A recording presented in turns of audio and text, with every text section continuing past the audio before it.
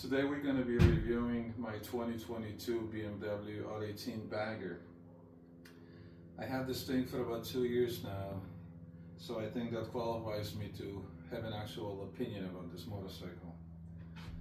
I'm not getting paid for this, I'm not being sponsored, this is just my own honest opinion. What do I think about this bike? Well, let's start with its overall appearance. I mean, look at this fucking thing, it's beautiful. The chrome and black is just out of this world, in my opinion. I mean, look at it.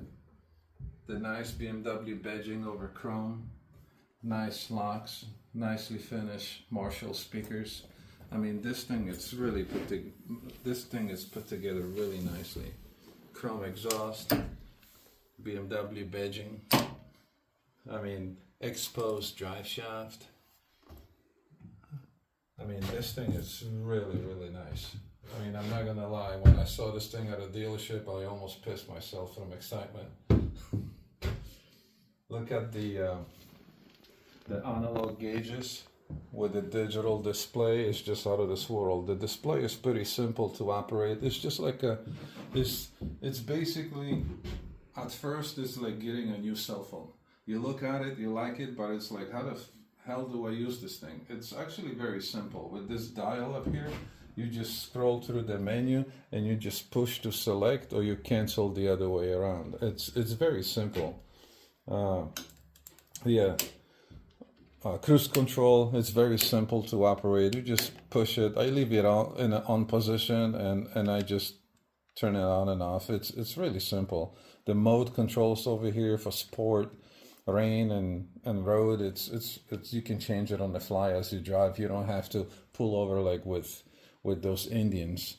Hydraulic clutch. I mean, seriously, you can pull this thing with the pinky because it's hydraulic. It's not cable linked.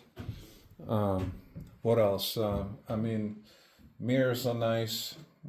This cell phone storage with a cooling fan and a wireless charging port. It's really nice. I like it. My phone fits in here barely, but it fits. What else? What I really like about this motorcycle, it's the bags. These saddlebags are really hard shelled. They're not like cheap Harley freaking bags.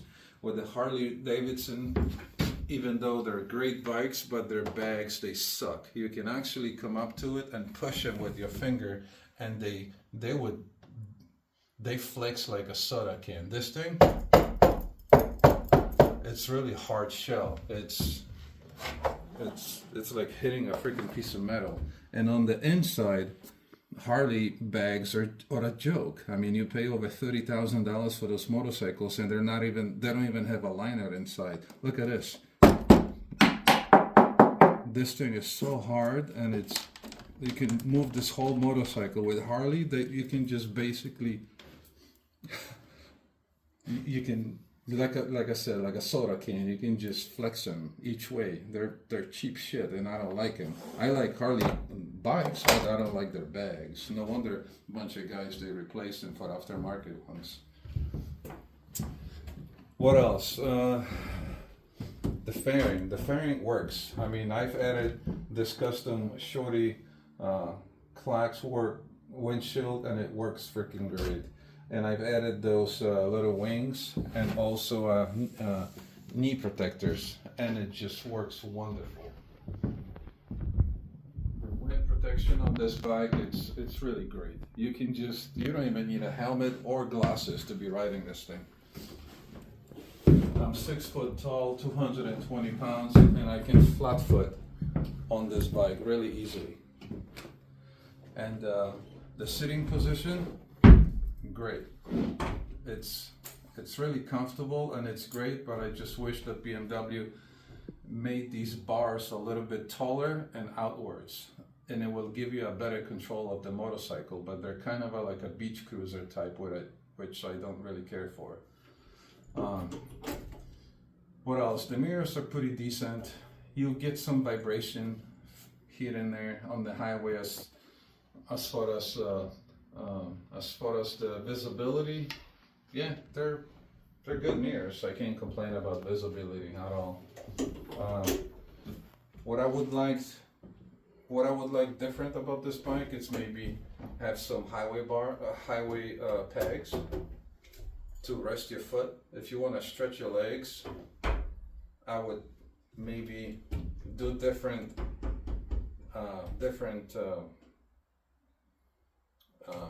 what do you call them, floorboards, maybe longer ones, so you can actually rest your heel a little bit further out, or having highway pegs. This way you can just put your foot out.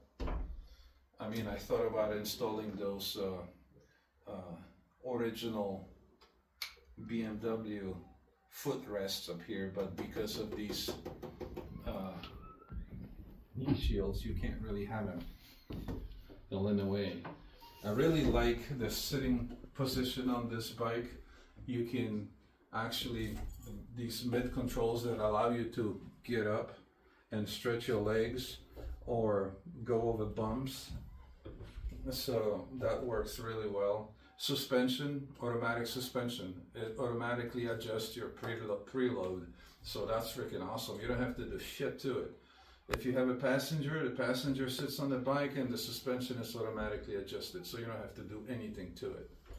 And so that's really nice. With Harley, you have to remove one of the freaking saddlebags and manually crank it up, which I think it's ghetto, but whatever. What else? You have the headlight. It's a what do you call it? Adaptive headlight, meaning it when you lean into the corner, it will illuminate that corner for you at night, which is really nice. This thing is oil cooled, and these big jogs out here, for such a big motor, boxing motor, these freaking things, they stay almost cold. And maybe I'm exaggerating cold, but like lukewarm. Because they stick out so much, they get equal amount of air consistently. As long as you're moving these things, they don't generate any freaking heat. I was actually worried about having these jogs too close to my feet, but they don't get hot at all. I mean, I used to have a V-twin Yamaha Raider, 113 cubic inches, and it will get like really hot. Like I'm here in Arizona, in Phoenix, Arizona, and in the summertime, I would feel like I'm literally cooking my balls. But with this bike, you barely feel any freaking heat. I don't even know where this freaking heat goes. But those jogs are actually constantly getting cooled by air. So that's an awesome design to me, but obviously this bike is not for everyone, because not everyone likes these jogs sticking out. What else? Brembo brakes, front and back. Even though there's a BMW badging on them, but if you look at them from the backside, there's BMW branding on them, but on the backside, if you go on the other side and look on the backside, you have a Brembo brake on it. So these are Brembos. What else can I tell you about this bike? Let's see. What I've done to it. What I've done to this motorcycle is basically I took the catalytic converter out. I just removed this exhaust and I bored it out. So these pipes are open. And also behind this badging, right here behind this badging, you remove those two screws, and then this whole head comes off, and you have a big plastic factory restrictive airbox. So basically what you do is you remove that plastic airbox and you just replace it with K&N open filter with a metal bracket to hold it down. And this thing, I'm telling you, it changes everything. This freaking bike now, it's so responsive in sport mode. You light up this freaking rear tire and it just keeps freaking going, and you leave strips on on a pavement freaking quarter mile long. This fucking thing, if you don't release of the throttle, this thing will just keep lighting up that tire. It's just, the torque is on freaking real on these boxers. They're not sport bikes, obviously. They're not super fast. These things probably go from 0 to 60 in low 4 seconds. And I would say 11 maybe and change on quarter mile. So it's not really, you know, sport bike worthy, not even close. But for this bike being 850, I think, or 60 pounds, this fucking thing moves. I was so surprised that this thing actually moves. And it's not a slow bike. I mean, this bike keeps up with those new Milwaukee 8s like it's nothing. You just cannot. If you try this thing, race this thing, you put this thing next together to a Milwaukee 8 with a new road glide, this thing, you cannot get away from this thing. It will just be right on your freaking ass. And the road glides are putting out over 100 horsepower. I'm telling you, this thing, it's not slow. What else I love about this bike? The reverse. Oh my goodness. The reverse on this thing, it's out of this world. It's it helps so much. I don't know how I've done it in the past.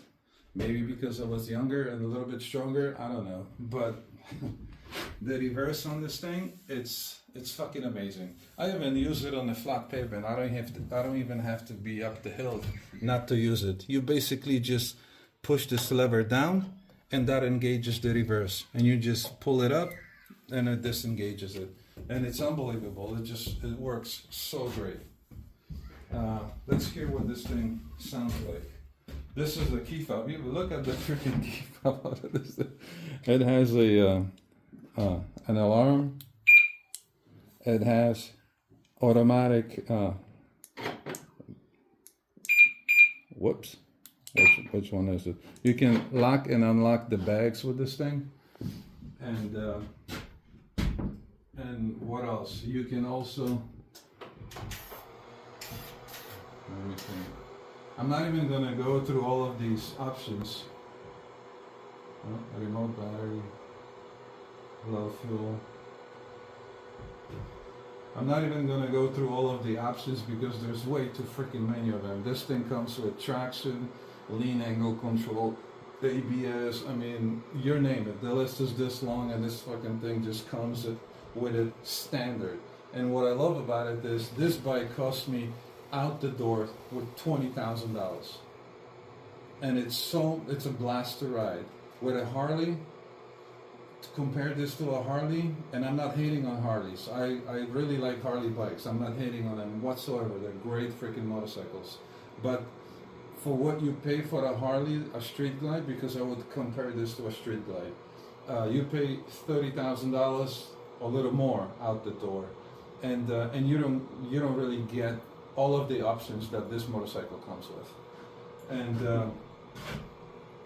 And another thing is, I really love the theatrics about this Boxer engine. I mean, look at it. It just shakes from side to side when you get it started. I mean, look at it.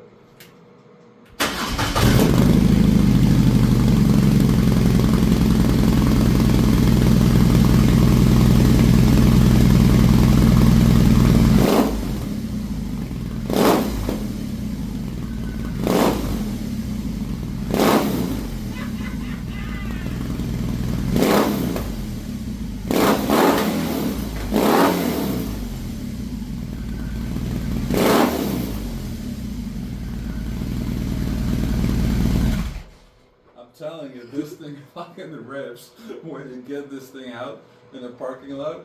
It is heavy. You're gonna feel every single pound of this bitch because it's 800 and something pounds. But once you get it moving, the weight disappears. It completely disappears. But this thing moves, and it's such a blast. It's because most of the V-twins, they have a drop-off point where they're good off the line, or they pick up their torque at 2,000 or 3,000 freaking RPMs or whatever.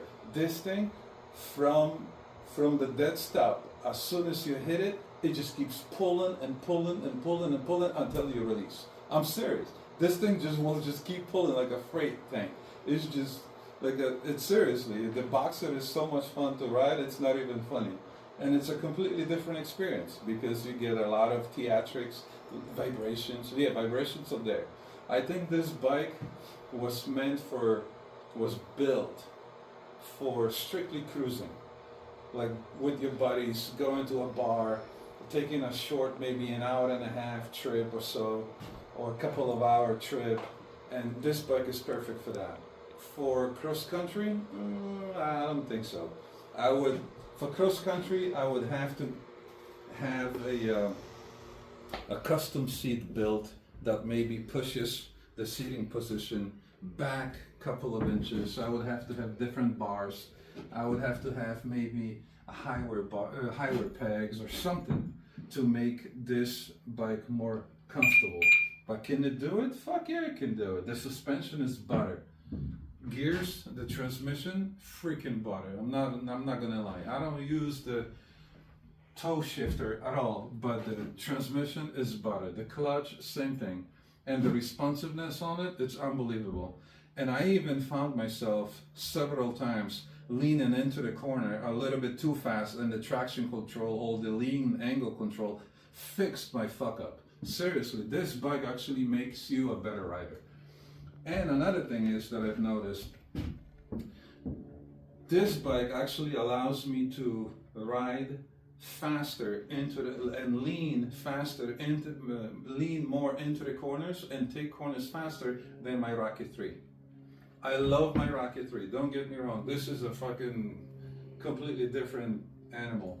But for some reason, this heavy as cow, it's more nimble and it's faster into the corners. You can throw this thing in like it's nothing. I'm serious. And it's, but at low speeds, not so much. It takes a while to get used to. Would I recommend this bike? Fuck yeah. To anyone that wants to experience what German engineering is about. But would I recommend this bike to a beginner? I don't think so. You gotta have some experience and at least a few years under your belt of maybe heavier bikes before you get into this one. And would I recommend buying this over a Goldwing or a Harley? It's really up to you. I've never owned a Goldwing, so I can't have an opinion. I'm only gonna review motorcycles that I've owned. I can tell you a lot about Triumph Rocket 3. I can tell you a lot about Yamahas. I used to own a Yamaha Raider, 1300 cubic inch. Love that bike, still miss it.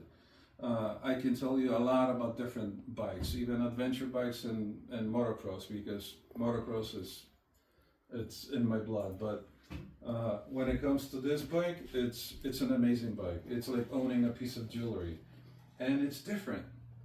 This is what I like about this motorcycle, that it's different. You don't see them anywhere. I mean, if you see one on the freaking highway, or I've never had a guy pass me by on the same freaking bike. When I see one, I'm like, oh, look. Because usually when you drive by and all you see is Harleys everywhere. And it's kind of getting old. It's because every single Harley looks the same. I mean, how do you tell them apart? Sometimes I go to Cave Creek and I freaking see a row of hundreds of Harleys, and I'm like, how the fuck do these guys know which one's which? But they're all the same motorcycles. Imagine if we all looked the same, ate the same food, drove the same cars, drove the same cars, rode the same motorcycles. I mean, life would be freaking boring as shit. So I buy motorcycles that are different. They're unique, like my Triumph or this Boxer motor BMW. That's what I like about them. Do I love it? I do. Is it a perfect motorcycle? No. But is it a good bike? Hell yeah. For the money that you're getting and the experience and all the electronics that come with it, this is really a steal. And I would highly recommend someone to just give it a chance and go ride one. What else? Yeah, just go to your freaking local dealer and take it for a spin. And you won't be disappointed, I promise you. All right, till the next time.